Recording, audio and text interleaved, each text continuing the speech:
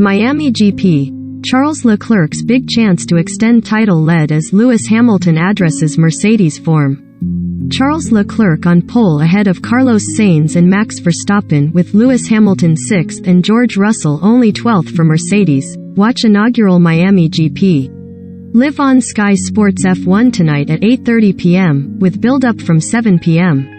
Charles Leclerc has a huge chance to extend his championship lead over Max Verstappen as he lines up on pole for Sunday night's Miami GP, the star-studded new race that is set to provide another 2022 thriller amid a boom in Formula One popularity and excitement in the United States. Lewis Hamilton meanwhile insists he has done a damn good job to qualify 6th for the maiden Miami event given Mercedes' continued struggles.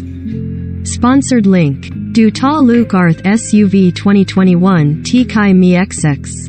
SUV, Kania Kosna. Recommended by. The Miami GP is live on Sky Sports F1 at 8:30 p.m., with build-up from 7 p.m., and the season and the title race could well take another twist as the sport hits an unforgiving street track specially built for fine racing. The starting grid for tonight's Miami GP. Leclerc claims first Miami GP pole after Verstappen error. Mercedes bounce out of contention again? We are a bit confused. Miami GP. When to watch USA race live on Sky Sports. Leclerc will start on pole ahead of Ferrari teammate Carlos Sainz for the race, with Max Verstappen only third after a costly error robbed him of momentum following his victory in round 4.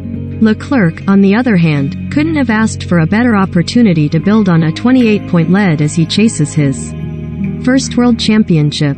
Carlos is very competitive too, so hopefully we can have both of us in front of the Red Bull, Leclerc told Sky Sports F1, with Ferrari also leading the constructors' standings after a superb start to the season. Let's see if our performance is enough. Leclerc and Verstappen's title rivalry, which has already produced incredible wheel-to-wheel racing and skill, is poised to dominate the F1 2022 campaign in it. Also headlines F1's latest race in America, much to the delight of a bumper Miami crowd who have generated a wild atmosphere through the weekend. There is a feeling that F1 with 2 and soon to be 3 races stateside, has finally cracked the USA, and as well as a huge fan presence there will also be several A-list celebrities in attendance. David Beckham, LeBron James and Dwayne "The Rock" Johnson are just a few of the stars that will be watching on from a track that, surrounding the Miami Dolphins Hard Rock Stadium, aptly has a Super Bowl feel. We don't know about race pace, especially with Max because he didn't run in P2, but with more laps I am sure he will only be more competitive, added. It is going to be tight, but it is great to have Carlos by my side. Hamilton insists. I am performing well in very hard car. Despite not being in contention at the front, Mercedes will once again be a major talking point for the race after a topsy-turvy weekend. Mercedes started the Miami GP by hinting they were back, topping Friday practice, but Saturday experiments with downforce led them back to where they have been for much of the season, fighting in the midfield. Hamilton qualified 6th and George Russell only 12th. With their porpoising issues seemingly returning, it could be a tough race for Mercedes, and Russell admitted the flip-flopping of performance meant a prediction was impossible. Hamilton, however, should be able to score strong points and, after a couple of tricky weekends, is proud of his work so far. I am generally really happy with the job I did, Hamilton said after qualifying. I did the best I could with the car that I have. It's a very hard car too. Hamilton added that a French reporter had told him he was not performing so well.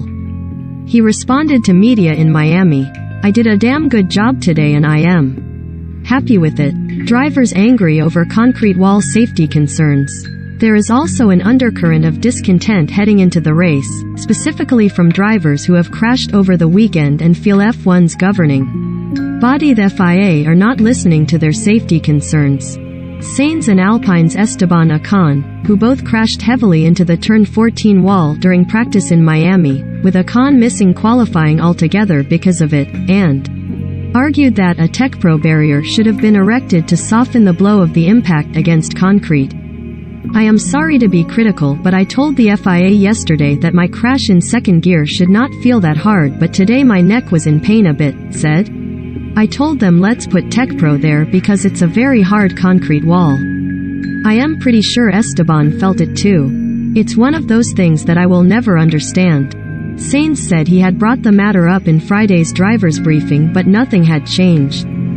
Ocon's crash cracked his car's chassis and meant he could not take part in qualifying. The Frenchman said it had been a 51G impact and painful, although he was cleared to race. The impact has been so hard in comparison to what it should have been. We've discussed it with Carlos yesterday, with the race directors, to say that we should probably put a TechPro barrier there, and it hasn't been listened to, he added. That is not acceptable, and the FIA should push harder for our safety. There was no immediate comment from the governing body.